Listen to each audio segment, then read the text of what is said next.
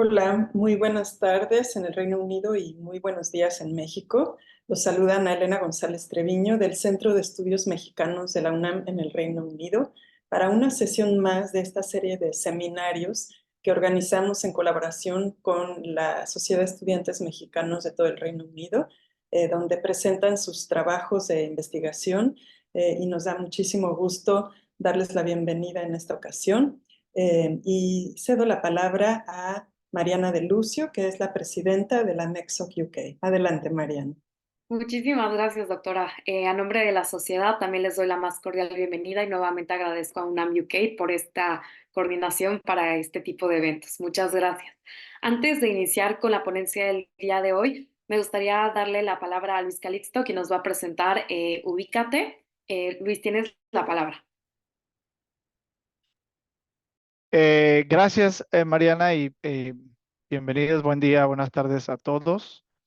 Em, Mariana comenta que les voy a presentar Ubícate.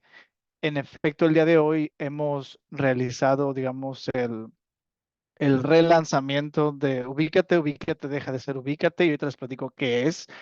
Y se convierte en una comunidad digital que se llama Somos. La, las motivaciones por las cuales decidimos cambiar el nombre eran muy simples, ¿no? Para la comunidad brasileña, ubícate no quiere decir nada. Entonces estábamos excluyendo a buena parte de nuestros latinos, incluso algunos de ellos no se consideraban latinos, pero la mayor parte sí. Fue por eso que decidimos modificar tanto el nombre como algunos de los colores. Ahorita estoy compartiendo mi pantalla. Entonces el nombre que sí se lee también en portugués y tiene que ver con que somos latinos, ¿no? Literal. Entonces una de las cosas que hicimos incluso para decidir el nombre fue platicar con los usuarios de la plataforma y con personas que nos seguían en las redes sociales, ¿no? Estuvimos platicando con ellos, sabiendo qué era lo que les llamaba la atención en cuanto teníamos una lista como de 10 nombres. Y les platico ahora sí que Somos es una comunidad digital, es una plataforma como aplicación web y en esencia a lo que sirve es para conectar latinoamericanos fuera de Latinoamérica, ya sea que sea en el Reino Unido, España, cualquier lugar que no sea Latinoamérica, pueden conectar con su comunidad. Entonces, esta es digamos, la landing page. Y una vez dentro, ya sea que creen un perfil, se registren o accedan, una vez dentro, lo que hace es les muestra digamos, la ubicación. Yo me moví aquí para Londres, yo estoy en Edimburgo, pero me moví para demostrárselos. Y a los latinos en orden de distancia, les muestra un poquito su banderita de nacionalidad, colombiano, y aquí ves un poquito más los latinos que están cerca. Esto obviamente para reducir ese aislamiento que a veces tenemos los latinos, ¿no?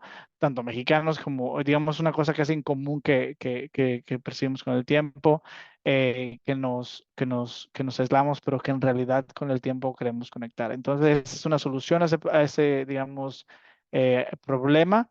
Y también pueden encontrar servicios que, digamos, en este caso el pastor, digamos, promueven por esta plataforma. Entonces, los invito a que se creen un perfil, conecten con su comunidad, si quieren conocer a otras. Incluso hay una cosa que se llama Latinos de Corazón. Personas, por ejemplo, que están casados con latinos, también se crean un perfil y aquí pueden encontrar a ellos también para poder crear más conexiones. Muchas gracias y los dejo. Los invito de nuevo a crearse un perfil en Somos y muchas gracias por el espacio. Muchas gracias a ti, Luis, y enhorabuena por el nuevo rebranding. Entonces, les invitamos a unirse a Somos y gracias por la inclusión Gracias. que corresponde a este nuevo branding. Eh, Muchas gracias, Luis. Bueno, pues me permito presentarles a Marta Cristina Díaz Franco, quien el día de hoy nos estará hablando de la secuenciación del genoma completo, proporciona nuevos conocimientos sobre el papel de las mutaciones de novo no codificantes en la infertilidad masculina.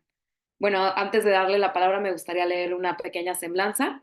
Cristina se graduó en el 2018 de la carrera de médico cirujano en la Universidad Autónoma de Aguascalientes, habiendo hecho su servicio social en investigación, año durante el cual estudió variantes presentes en trasplantados renales inmunosuprimidos con respuesta subóptima de tacrolimus, perdón. Posteriormente estudió una maestría en el Instituto Nacional de Medicina Genómica en la Ciudad de México, donde investigó la expresión diferencial del microRNA en pacientes con recaída de leucemia mieloide crónica. Actualmente se encuentra estudiando el doctorado en la Universidad de Newcastle, en Reino Unido, trabajando con pacientes masculinos con infertilidad. Cristina, bienvenida y tienes la palabra. Hola, muchas gracias, Mariana. Bueno, hola a todos. Me presento, soy Cristina y antes de presentarles mi proyecto, voy a hablarles un poquito de la experiencia que me ha traído estudiar en el extranjero. Bueno, es una experiencia enriquecedora tanto en el ámbito personal y profesional. Yo lo he encontrado muy, ¿cómo decirlo? Pues te cambia la vida. Llevo más de 2 años viviendo acá, 2 años y medio y casi, y pues bueno, fue algo que se fue dando, fue una oportunidad que se presentó. Realmente no la busqué demasiado, entonces, en el momento en que se dio, pues dije, va. Entonces, yo digo, una experiencia así no tiene por qué dejarse ir, no tiene por qué pasarse ir, porque muy pocos tenemos esa oportunidad. Y aparte, pues te hace crecer como persona, ser más resiliente, conoces muchas personas de todo el mundo, te hace ser más comprensivo, más tolerante, y bueno, aprendes los pensamientos de diferentes culturas y adoptas algunos nuevos pensamientos. Entonces, creo que esta experiencia sí no se tiene que dejar pasar. Y pues bueno, los invito a que busquen oportunidades que bueno, sí las hay. Por ejemplo, yo en un principio no tuve beca CONACYT, tuve el beca de la Universidad de Newcastle, entonces sí hay becas para nosotros mexicanos, tal cual dice la universidad, dice beca para, bueno, estudiantes mexicanos, entonces sí las hay, sí existen, entonces búsquenlas en las universidades, hablen con los profesores o los investigadores con los que quieren estudiar y ellos les pueden dar las oportunidades de estas becas y abrirles las puertas. Entonces, los invito a que lo hagan. Muchas gracias por compartir tu experiencia y la verdad es que nos tiene muy orgullosas que alguien esté en la Universidad de Newcastle, sobre todo mexicanos, que había poca representación. Entonces, muchísimas gracias y felicidades por esto. Ahora sí, adelante. Antes, igual de iniciar, me gustaría comentarle al público que si tienen alguna pregunta, los que están en el Zoom pueden hacerla mediante chat o al final podemos abrir los micrófonos y también en redes sociales estamos monitoreando sus preguntas por si tienen alguna al final de la presentación de Cristina. Bueno, voy a compartir mi pantalla.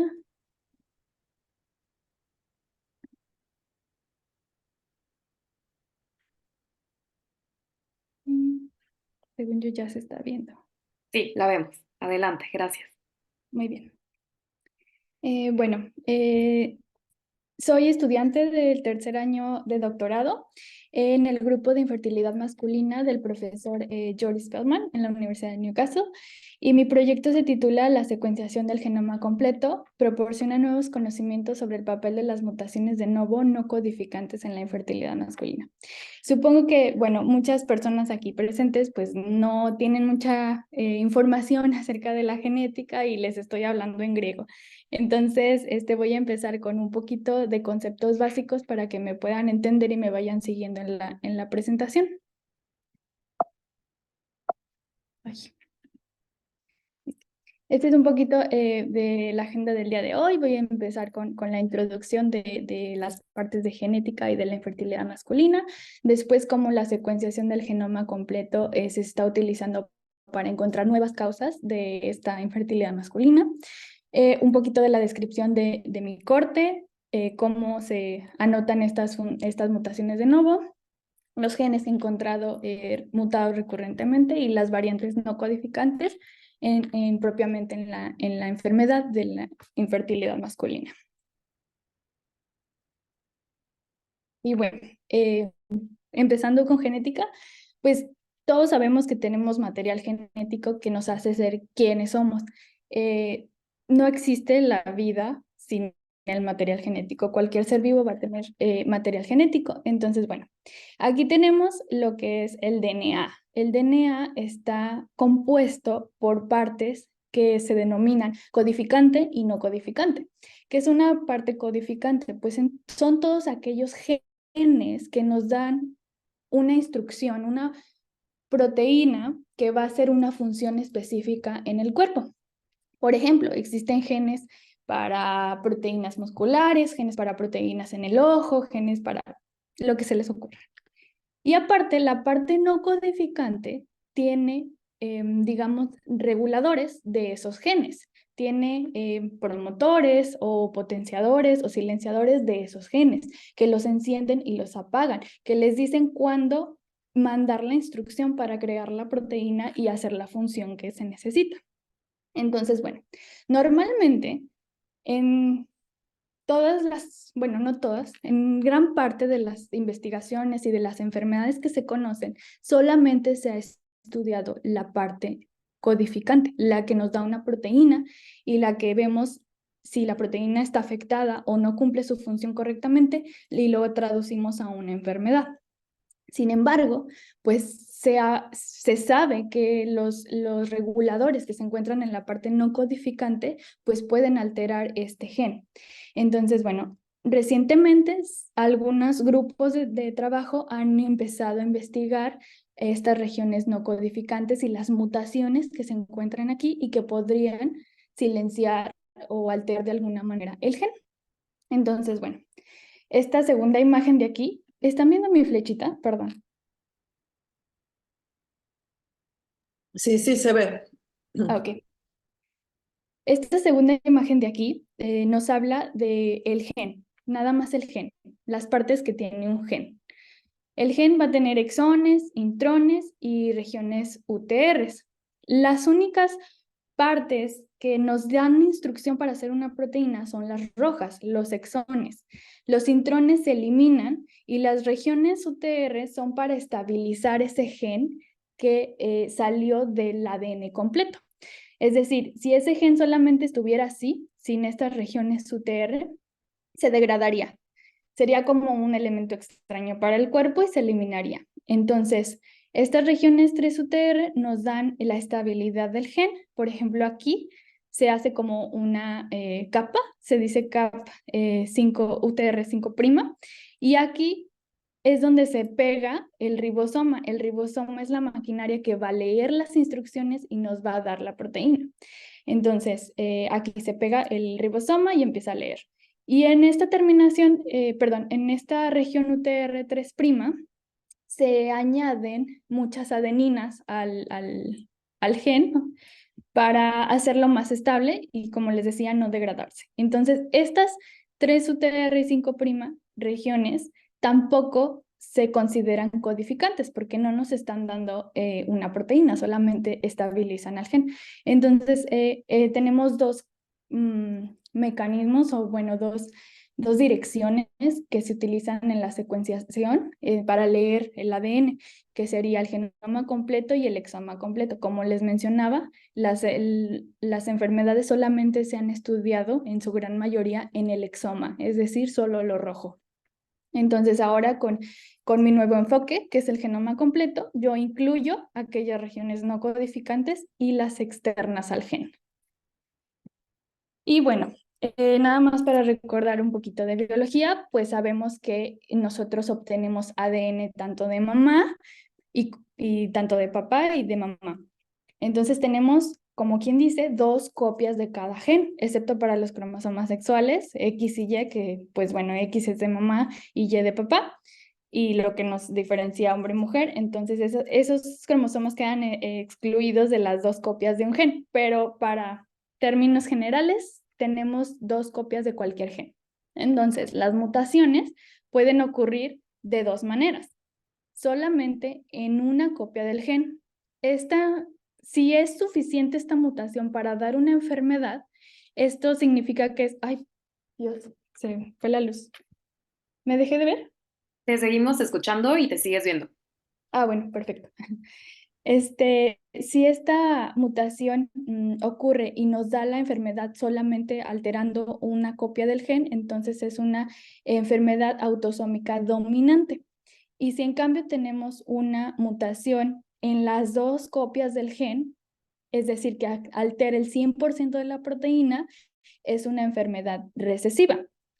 Entonces, aparte, estas mutaciones pueden ser heredadas de los padres, es decir, que la mamá tenía una mutación y el papá tenía una mutación y al juntarse los dos alelos mutados es una enfermedad recesiva, o puede ser que sean mutaciones de novo, es decir, que ninguno de los padres haya tenido mutaciones y que se haya dado en el proceso de la fecundación después de que salieran el espermatozoide y el óvulo y se fecundaran. En algún momento de ese desarrollo se dio la mutación y esa es una mutación de novo.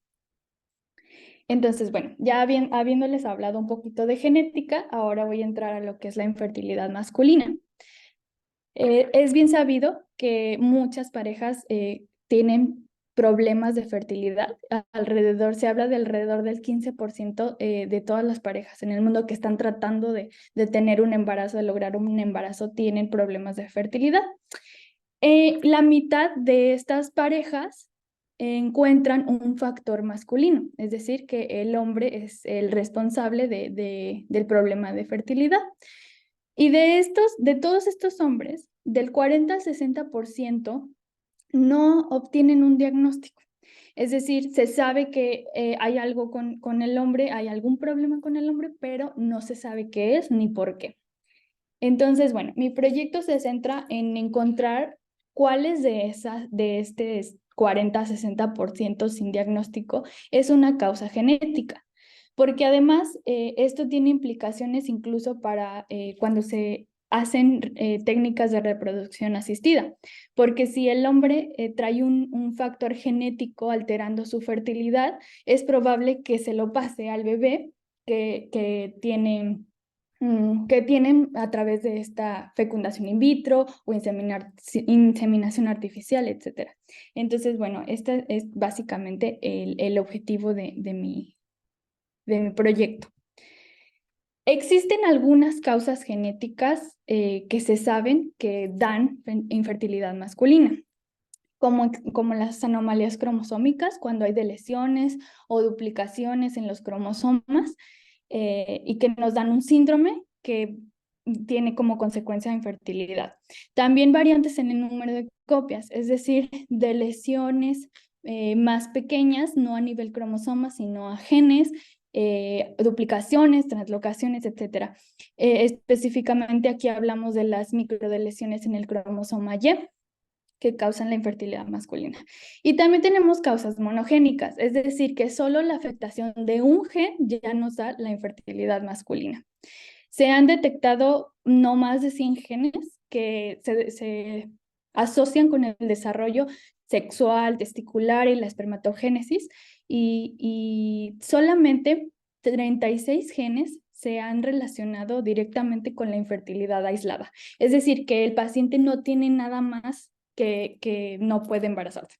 Entonces, esa infertilidad aislada, como les decía, se han encontrado nada más 36 genes. Y de esos 36, la mayoría solamente se ha encontrado en la forma autosómica recesiva, la que les decía que es la afectación de dos genes y que muchas veces son heredados uno del padre y uno de la madre. Casi no se han encontrado en otras formas de otros trastornos genéticos. Entonces, mi proyecto se va a centrar en la formación de novo, es decir, las mutaciones que no se van a heredar de los padres y que solamente es necesario una afectación de un gen, de una copia de un gen, de un alelo. Esa afectación nos daría la enfermedad, solo una mutación. Y aquí les presento cómo se ha estudiado la infertilidad masculina en el pasado.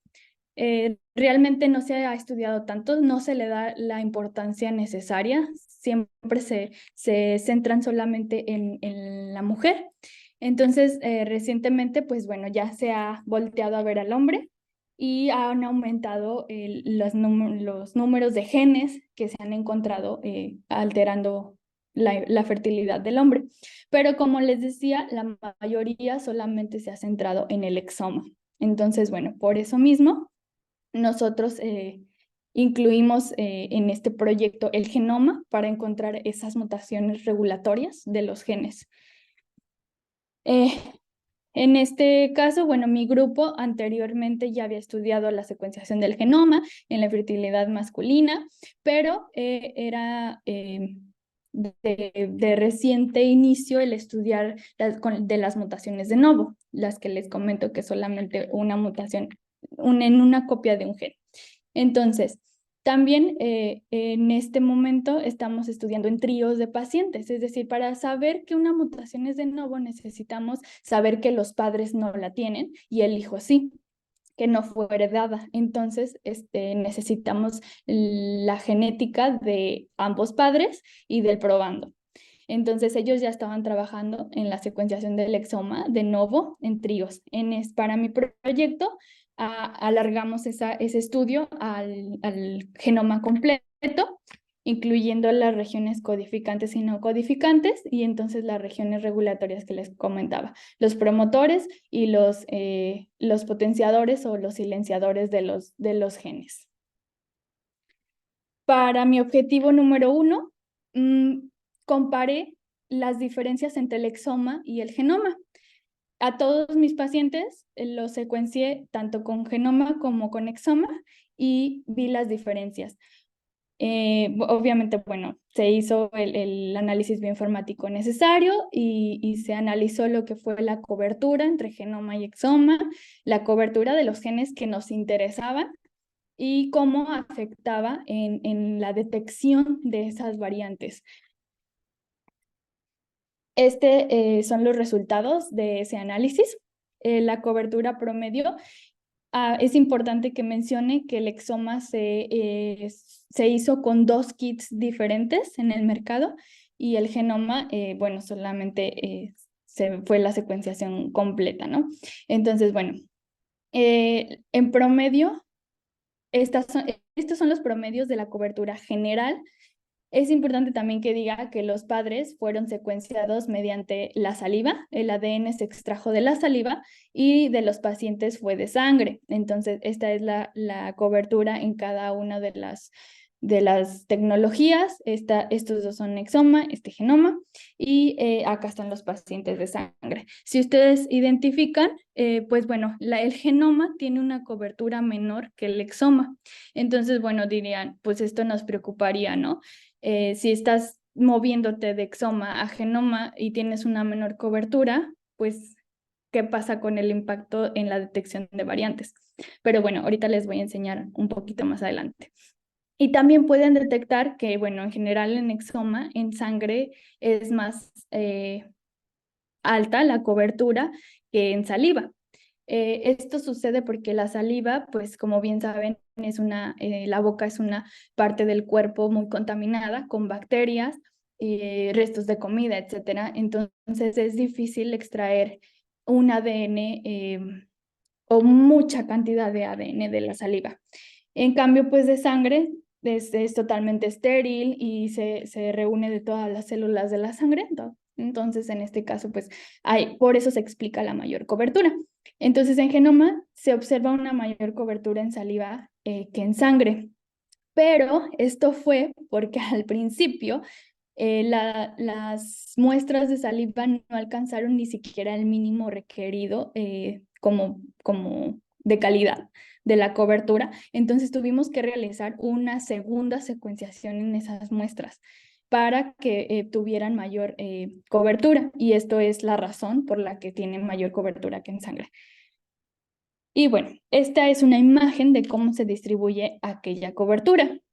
Por ejemplo, si observábamos que el genoma se encontraba con una menor cobertura que el exoma, pero la cobertura del genoma es más estable que la del exoma. Por ejemplo, estos son los exones, que vendrían siendo las regiones codificantes que les mencionaba, y estos los intrones del gen, si recuerdan la imagen de al principio. Entonces, observan, por ejemplo, que el kit Nextera de exoma, es muy variable. en algunos exones se encuentra por encima del genoma y en algunas por abajo del genoma. Entonces, bueno, esto nos habla de que no es estable. Y Twist, el kit de Twist sí es bastante estable y es mucho más, con más cobertura que genoma.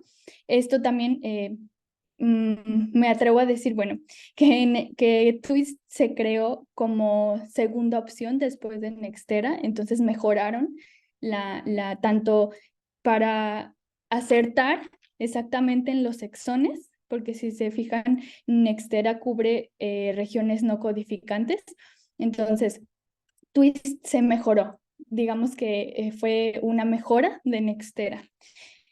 Y bueno, en esta imagen les muestro cuando analizamos en general los genes, observamos que algunos presentaban problemas. Entonces, después de observar, bueno, hacerlo, digamos, una figura, observamos los problemas que tenían estos genes.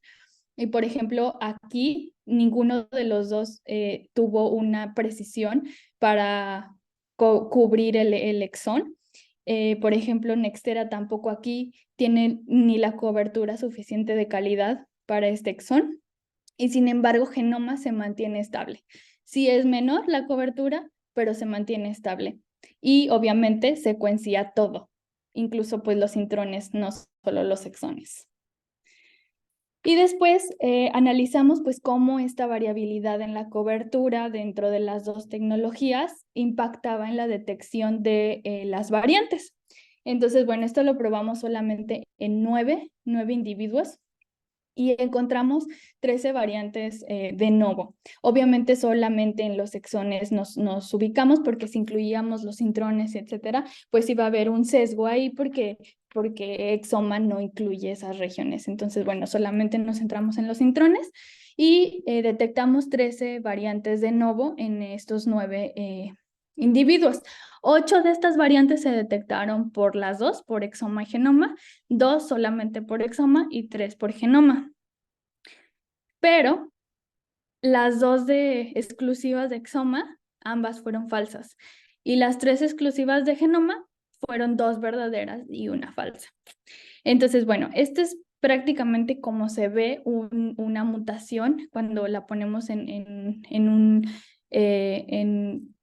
se llama IGV Browser, nos ayuda a visualizar aquellas mutaciones y, por ejemplo, comprobar que no la tienen ni en la mamá ni el padre. Esta es la mutación, por ejemplo, las líneas rojas es la mutación y la línea gris es el alelo original. Cuando existe una mutación, digamos, desde el principio, que no es una mutación fuera de la línea germinal, es decir, por ejemplo, en otras enfermedades existen mutaciones en un tipo de célula específica. Esas mutaciones se llaman somáticas, que solamente se dan en ese tipo celular, pero aquí estamos hablando de germinal, es decir, que fue desde ovocito, de espermatozoide o en el momento de la fecundación. Entonces, todo el cuerpo tiene esa mutación, ¿no? Y encontraríamos entonces un 50% de las lecturas mutadas y el 50% restante que es nada más del alelo de origen. No lo encontramos en madre y tampoco lo encontramos en padre, entonces es de novo. Y aquí es como se ve por ejemplo, esta es una que fue llamada de novo por exoma y que fue falsa porque era heredada claramente del padre. Esta situación se dio, bueno, en cualquier situación se dio porque la cobertura de exoma no era suficiente y no alcanzaba a detectar las lecturas de los padres y la llamaba de novo. Y por ejemplo aquí ni siquiera la llamó porque no encontró lectura suficiente para llamarla de novo. Y genoma, pues bueno, nos enseña claramente que sí es de novo, que no la tiene madre ni padre. Entonces, bueno, aquí la conclusión fue básicamente que genoma sí, aunque sea una menor cobertura, sí cubre aquellas áreas que no cubre exoma, y aparte que esa cobertura uniforme da unos mejores resultados, porque perdimos 2 variantes completamente en exoma y otras 2 fueron incorrectas, llamadas de novo, cuando eran heredadas. Y bueno, una vez que hicimos esta conclusión de que el genoma era mejor que el exoma, pues pasamos ahora sí a llamar a las variantes de los pacientes. Pero obviamente para encontrar estas mutaciones en los pacientes teníamos que mejorar o encontrar la manera de saber que esas mutaciones eran reales, una, y dos, que fueran de alta calidad. ¿Por qué esto? Porque obviamente, pues, como todo, la máquina puede tener errores, y como vimos anteriormente, si no existe una cobertura buena, la llamada, bueno, si llamar una mutación de novo puede ser erróneo, puede ser no verdadero, puede ser falso. Entonces, nosotros queríamos hacer como que fuera lo más verdadero posible y con la mayor calidad posible. Entonces, hicimos como una combinación de tecnologías o de herramientas para que esta llamada de mutaciones fuera lo más precisa posible. Hicimos la combinación entre 2 herramientas, GATK y de nuevo CNN. Ahorita les voy a explicar un poquito, pero básicamente cuando nosotros analizamos el genoma completo, vamos a tener alrededor de 4 millones de variantes. Esto es demasiado en un solo paciente. Entonces, es muy difícil analizar 4 millones de pacientes cuando tienes 200 pacientes. Perdón, 4 millones de mutaciones cuando tienes 200 pacientes. Multiplicar 4 millones por 200, pues es una infinidad que nunca se acabaría. Entonces, la manera de encontrar estas mutaciones incluyen tanto las de novo como las heredadas por los padres.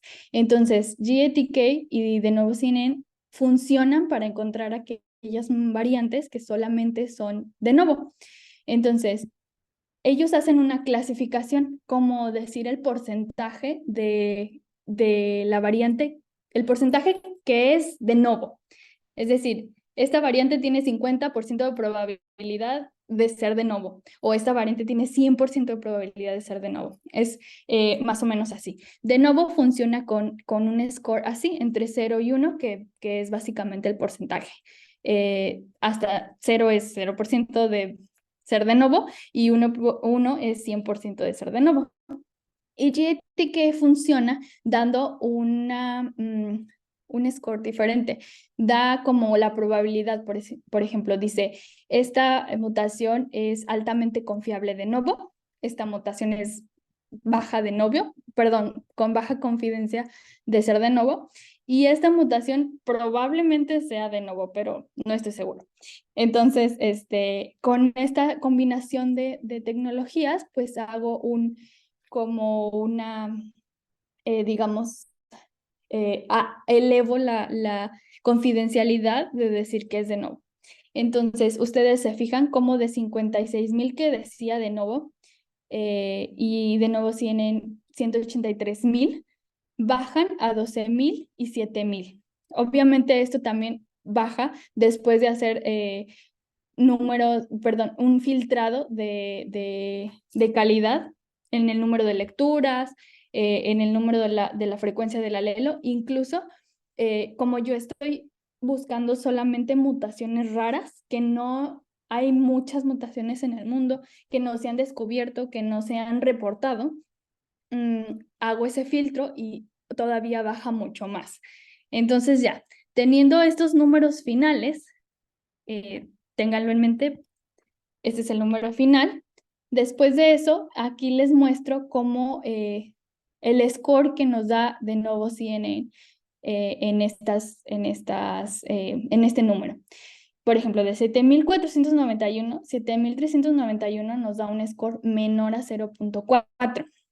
Y luego 6 nada más entre 0.4 y 0.49 y 94 arriba de 0.5. Es decir, estas 94 tienen 50% o más de probabilidad de ser de novo y estas menos de 50%. Entonces, después de hacer análisis y después de hacer validaciones con otra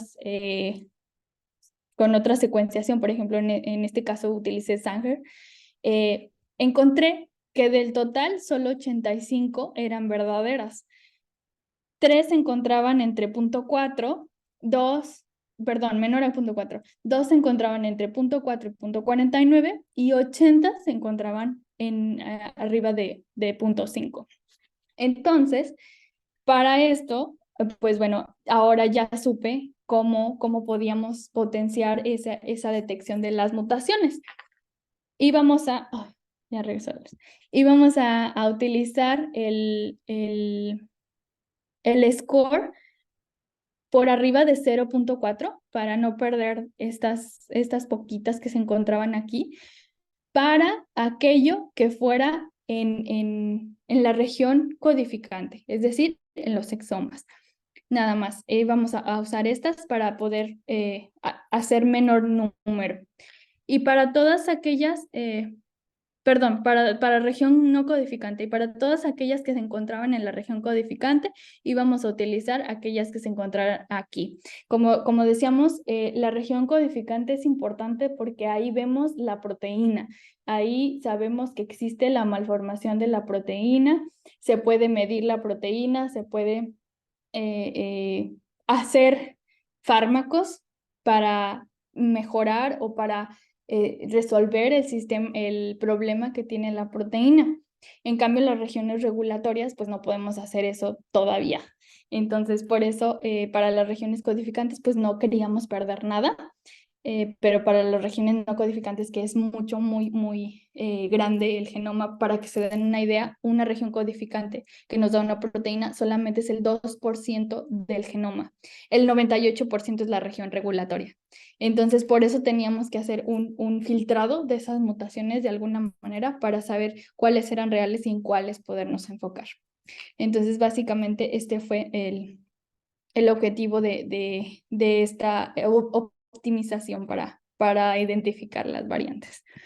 Y ahora voy a decirles ya, una vez que tuvimos el análisis de que genoma sí era mejor que exoma y luego que ya optimizamos esta llamada de variantes, ahora les voy a hablar de mis resultados, qué variantes encontré y cómo se puede interpretar.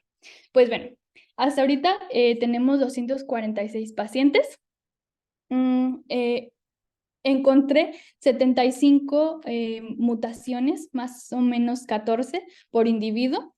En total tengo 18.516 mutaciones de novo, pero pues en todos mis pacientes, no solo en uno, como veíamos anteriormente. De entre todas estas mutaciones, el 90% es una mutación puntual. ¿Qué significa? Es nada más el cambio de una base. Pero ese cambio de una base nos puede hacer en la región codificante, pues cambiarnos un pedacito de la proteína, pero es más, digamos que afecta más a aquella proteína si se encuentra exactamente en un sitio de unión o en un sitio activo de la proteína o en algo que hace específicamente ese pedacito de la proteína. Si cambia, nos va a afectar. Y solamente, bueno, el 7%, casi 7% son de lesiones, que bueno, ya nos habla de una afectación mayor, porque borrar un pedacito de la instrucción, pues tanto nos recorre la lectura como se pierde esa parte de la proteína. Entonces, son más dañinas las de lesiones. Y también una pequeña porción, que es el 3.5, son inserciones. Y bueno, también hay... es dañino, sí, pero no tanto como las de lesiones, porque ahí nos habla de que se agregó un poquito más a la proteína. Pero claro, si recorre la lectura, puede dañarnos. Y bueno, después es el análisis de cómo estas mutaciones se distribuían alrededor del genoma. en todos los pacientes, y obviamente encontré regiones en donde no había mutaciones y aquellas regiones en donde había muchas mutaciones.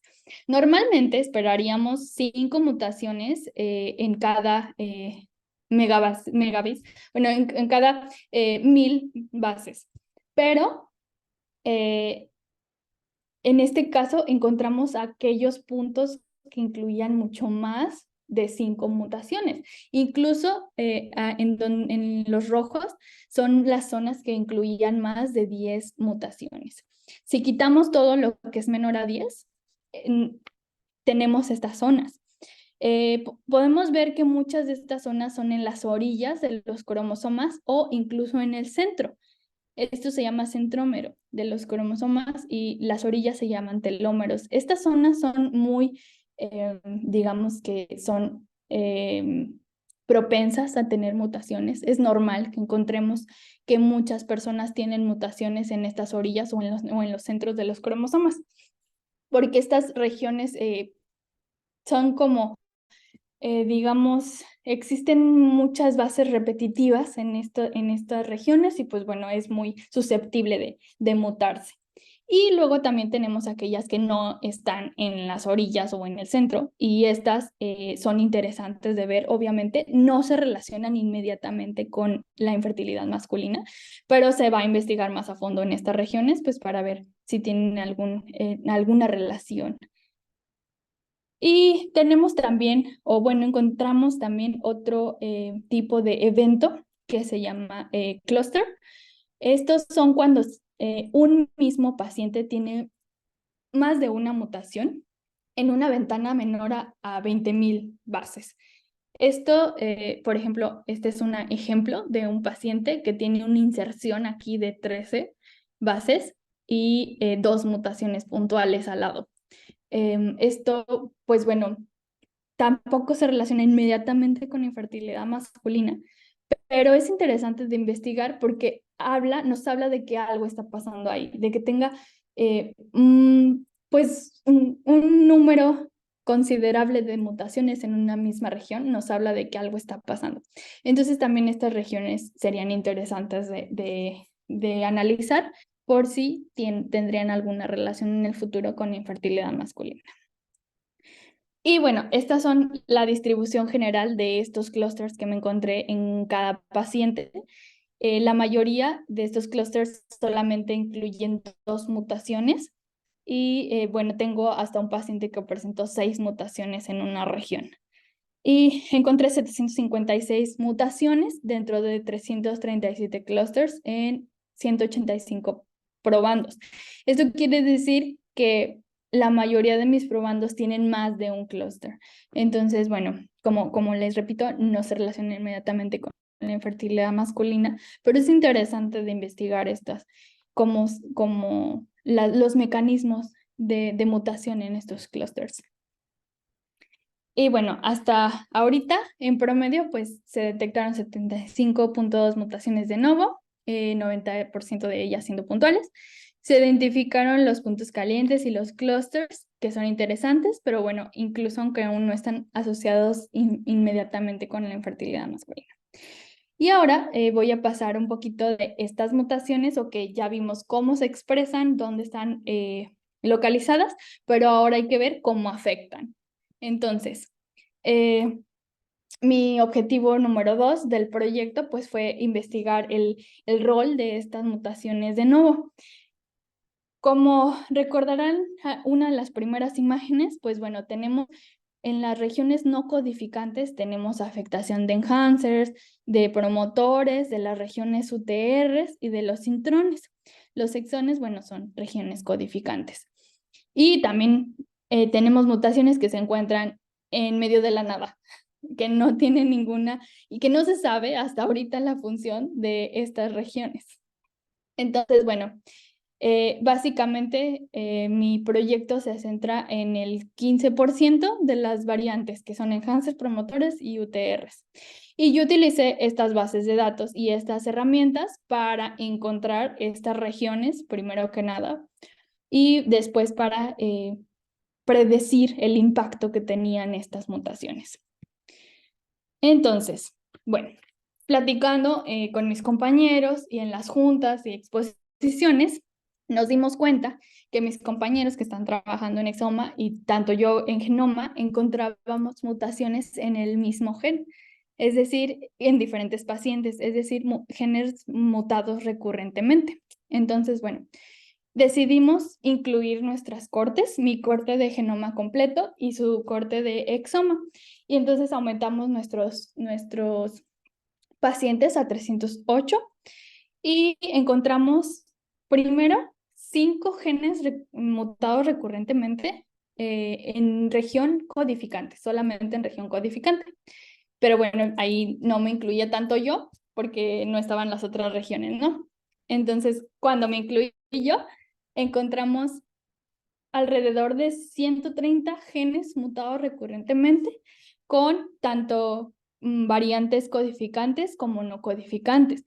Variantes que afectaban a la proteína, es decir, en el sentido, modificaban la lectura completamente de la proteína y una variante regulatoria.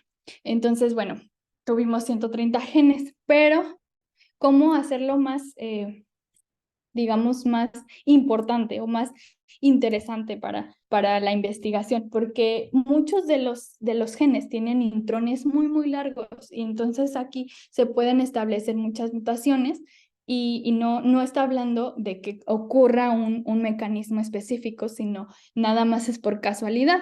Todos tenemos mutaciones por casualidad. Se pueden tener hasta 4 mutaciones de novo codificantes por persona, así sin presentar ninguna alteración, y hasta 75 mutaciones de novo en regiones no codificantes. Entonces, bueno, eso nos da un promedio de 80 en una persona normal, sin presentar alguna alteración directamente. Podemos tener ahí que soy intolerante a la lactosa o soy intolerante a lo que sea y bueno, ahí entran algunas mutaciones, ¿no? Pero en general, sin una enfermedad más drástica, encontramos estas 80 mutaciones en una paciente normal. Entonces, bueno, ¿cómo encontrar aquella mutación que nos da la infertilidad masculina? Pues es un poco difícil. Entonces, por eso hicimos esta investigación para encontrar los genes que tenían los pacientes que estaban mutados en el mismo gen. Y obviamente decidimos incluir las codificantes con las no codificantes, pues para darnos una idea, porque como les comento, las no codificantes, pues no se ha estudiado mucho ahí. Entonces, bueno, de las 80 que podrían ser benignas, ¿cómo saber cuál es la patógena, no? Entonces, bueno, buscando aquellos genes que estaban mutados con mis compañeros y que podían hablarnos de algo que estaba pasando, pues bueno, yo añadí las no codificantes que encontré en esos genes. Y en este caso, pues bueno, fueron estos 130 genes. Y para esta parte de mi proyecto, solamente me enfoqué en aquellos genes que tenían mutaciones en las regiones UTR y en los promotores. Y bueno, ahorita ya hablando de ejemplos más específicos, por ejemplo, este fue un gen mutado recurrentemente con una mutación codificante en un exón que ya encontramos que es posiblemente causante de la infertilidad masculina. Obviamente los estudios funcionales lo demostrarán, pero estamos esta mutación es prometedora para ser causante de la infertilidad masculina. Y yo encontré una mutación intrónica en ese paciente también, perdón, en ese gen, en un diferente paciente. Y esta mutación afecta un enhancer. Lo que no les comenté al principio es que los enhancers pueden estar dentro de un gen y también regularlo a sí mismo. Entonces, en este intrón o en esta partecita donde se encuentra esta mutación, hay un enhancer aquí. Esta mutación es una deleción. Como les comentaba, las deleciones son interesantes porque modifican el marco de lectura. En este punto, o en este enhancer, tiene sitios de unión a factores de transcripción. Los factores de transcripción son los que nos ayudan a iniciar esa lectura y poder dar paso a la proteína. Entonces, esta deleción nos está hablando de que ocurre una deleción en estos sitios de unión a factores de transcripción. Y curiosamente, si se fijan en esta imagen, son las letras más grandes. Aquí esta letra es más grande que todas las demás. Eso significa el nivel de conservación de estas bases. Es decir, mientras más grande quiere decir que mayores mamíferos tienen esa base exactamente ahí. Es decir, que es muy importante esa base para un proceso biológico porque esa base se encuentra en todos los mamíferos. Entonces, no es, por ejemplo, como esta que tiene más diferentes bases en diferentes mamíferos, etcétera, sino nos habla de que esa está conservada en muchas especies. Otra de las mutaciones también que encontré fue en este gen, el BCAT1. Esta mutación la encontré en el promotor y esta se encuentra en el inicio de la transcripción, en el sitio de inicio de la transcripción. Esta es el original y se cambia por una C. Esto, bueno, podría estar hablando de que puede suprimir el inicio de la transcripción, es decir, la lectura del ADN para dar paso a la proteína. Y este promotor, como les mencionaba, enciende y apaga los genes dependiendo de cuándo se necesite la actividad de la proteína o de un momento específico. Este gen es altamente activado en testículos. Entonces, bueno, no puedo decir que se relacione directamente con infertilidad masculina ahorita porque faltan hacer estudios funcionales, falta demostrar que realmente estas variantes tengan la afectación, pero bueno, son interesantes y son prometedoras en algún punto, ¿no? Otra variante que encontré que fue en 3 UTR, si recuerdan, esta región era la que le añadía a una cola de adeninas al RNA mensajero para mantenerlo estable y no degradarse.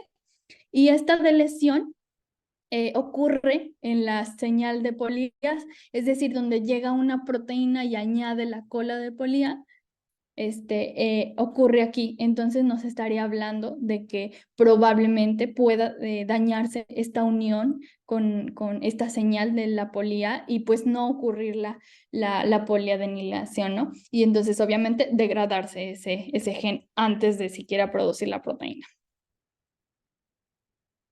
Y el último ejemplo que les voy a mostrar es una mutación que se encontró en la región UTR poquito antes de la región codificante.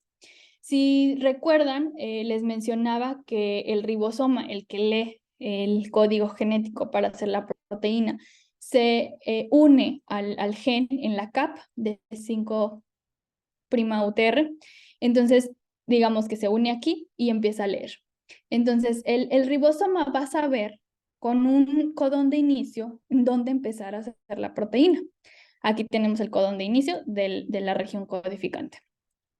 Y antes de eso, tenemos otro codón de inicio, pero no pasa nada, porque digamos, es como un inicio y luego otro inicio, no pasa nada. Pero en este punto, en esta base, cambia y nos hace un codón de paro. Es decir, decirle al ribosoma no leas más. Este codón de paro es antes de la región codificante donde hace la proteína. Entonces el ribosoma viene leyendo, encuentra un codón de inicio, pero no pasaría nada sin esta mutación. Aquí encuentra un codón de paro, ni siquiera alcanza a iniciar a leer la región codificante, es decir, probablemente ni siquiera no se cree nada de proteína. Y esta mutación es en especial interesante porque este gen se ha encontrado, es un receptor de estrógenos y se ha encontrado, o sea, más bien ya se definió como el responsable de la enfermedad de la disgenesia ovárica número 8. Se encontró también aparte que la herencia es autosómica dominante, es decir, como les decía, solamente se necesita la mutación de una copia del gen para causar la enfermedad. Y además, los modelos en ratones han visto que se reduce la fertilidad masculina con azospermia o oligospermia en los modelos que tienen afectación en este gen, o bueno, que crean ellos la afectación y ven que los ratones salen con fertilidad masculina reducida. Entonces, esta variante es muy prometedora también. Pero bueno, como les comentaba, estoy en mi tercer año, me queda el cuarto, entonces falta un poco de realizar un poco más de investigación para probar que sí encontramos una mutación nueva y un gen nuevo para infertilidad masculina. Y bueno, mis conclusiones son que esta es la primer corte de tríos, padres y pacientes secuenciados con genoma completo en infertilidad masculina. Es la primera. Hemos detectado pues nuevos interesantes factores genéticos candidatos para la infertilidad masculina y pues estas mutaciones de nuevo específicas que pueden tener consecuencias funcionales potenciales. Entonces, obviamente se necesita dar un seguimiento. Mis próximos pasos son el objetivo 3, pues también identificar la variación de la herencia materna y las formas recesivas de la infertilidad, es decir, cuando se une la mutación de madre y de padre y causa la enfermedad. Y el objetivo 4, pues obviamente el seguimiento de estos genes para estudios funcionales y la replicación de mis datos. Y pues bueno, este es mi grupo de trabajo. Doy las gracias pues a todos ellos, también a las universidades de otras partes del mundo como Países Bajos o en Reino Unido, también en Sheffield y en Manchester, que nos donan muestras de pacientes, a todos los pacientes y a los padres pues por participar en el estudio, y bueno, a Newcastle University por la beca y a CONACYT también porque bueno, me uní a ellos después. Muchísimas gracias, Cristina, y muy interesante tu investigación. Tenemos el tiempo muy corto por si alguien quiere hacer una pregunta. Me atrevo yo a hacerte nada más una. ¿Cuál es el potencial de tu trabajo al final? Es decir, una vez descubierto, una vez que se diga que sí existe esta mutación y que causa infertilidad, ¿cuál es el potencial de este nuevo conocimiento? ¿Cuál sería el siguiente paso? Pues bueno, primero, como mencionaba al principio, pues muchas veces las técnicas de reproducción asistida, pues no les importa si tienen mutaciones o no, pues ya se hace el bebé y ya, es lo que importa, ¿no? Entonces, pues probablemente el bebé también sea infértil si el papá tiene una mutación, ¿no? Y la está pasando. Entonces, obviamente podría hacerse una investigación más a fondo antes de hacer la fecundación in vitro o a analizar los embriones para secuenciar y que no tengan esa mutación, seleccionar los embriones que no tengan esa mutación en específico. Y también se ha visto, bueno, en mis pacientes son pacientes con infertilidad severa, es decir, que no se encuentra a la expulsión del semen, no se encuentra ningún espermatozoide, pero tienen la opción de hacer como la fecundación in vitro por medio de una extracción directa de los testículos de aquellos que se puedan encontrar ahí. Entonces, bueno, se ha visto que muchos de ellos pues tienen fallas en la fecundación in vitro, es decir, no logran la fecundación incluso, ¿no?